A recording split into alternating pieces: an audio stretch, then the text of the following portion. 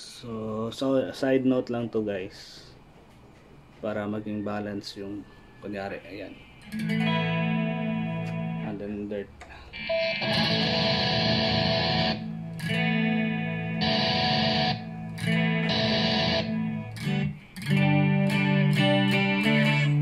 Pwede nyong gamitin dito. So patch level, pag kunyari masyadong malakas yung clean tone na mixing nyo, and pagdating sa dirt sounds mahina siya, hindi siya pantay. So pwede dito patch level, bawasan nyo lang.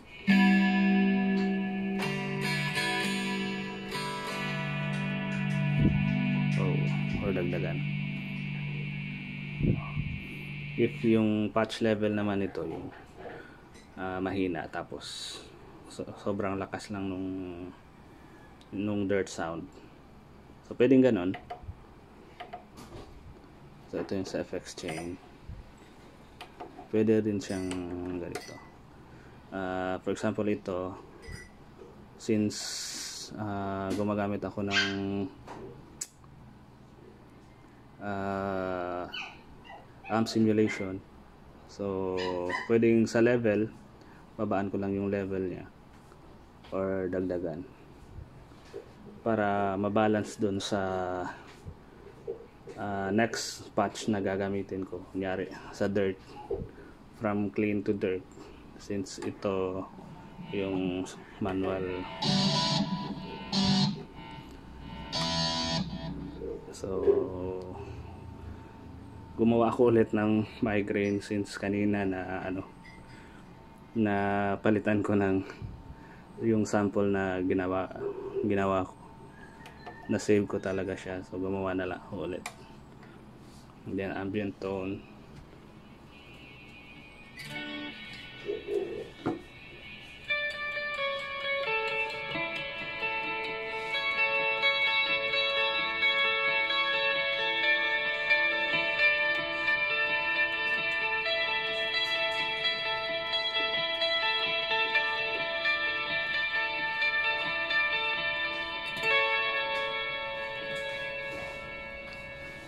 so yun, kaya sila magkalayo. Clean nasa 1, bank 2, patch 1, yung dirt bank 2, patch 4. So ito pa lang, yung sa bank 2 pa lang ako may save patch talaga, since yung gamit ko talaga is GT10. Paminsan ko lang to siya nagagamit. And pag kunyari sobrang lakas ng amp or speaker na gamit nyo, eto, may level dito, may knob dito na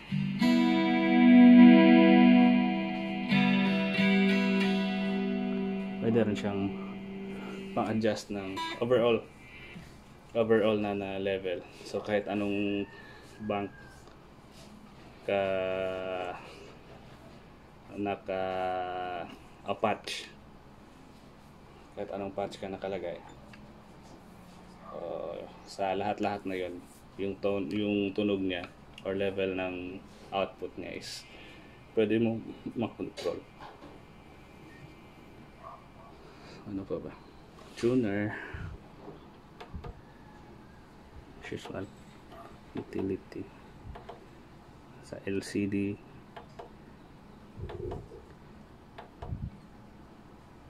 global low EQ,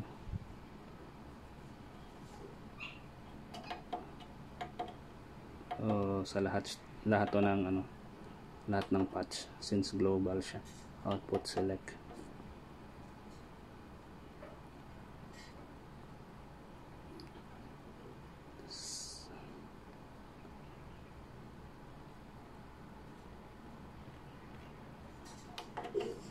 and then alright, so sa pag name ng patch, So, ganun na siya. So, palit ka lang. Dito lahat ng mga ano,